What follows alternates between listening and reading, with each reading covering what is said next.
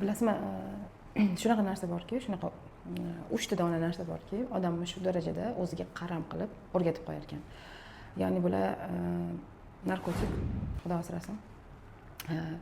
Va shakar deganda oddiy shakar, novot, asal yoki qanaqadir shirinliklar yoki shakarli mahsulotlar emas, oddiy uglevodlar ham. Oddiy uglevodlar bu oq unlar, boshqa narsalarda tarkibida shakar bor narsalar.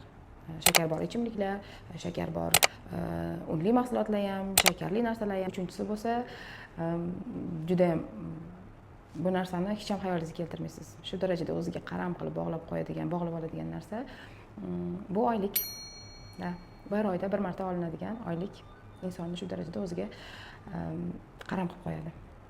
Chunki oylikdan oylikkacha yashaydigan insonlar bor. To'g'ri, bir oyda bir marta olinadi va bitta summa belgilangan. Qancha ishlasangiz ham, qancha vaqt ishlasangiz ham, qancha kuchli, qancha past ishlasangiz ham bir xil oylik, bir xil summani olasiz. Oylik olgan paytingizda maza qilasiz, xursand bo'lasiz, hamma ishlaringizni bitirasiz, ro'zg'or qilasiz va u tugaydi. Keyin yana keyingi oylikkacha o'sha pulni kutib yana yashaysiz.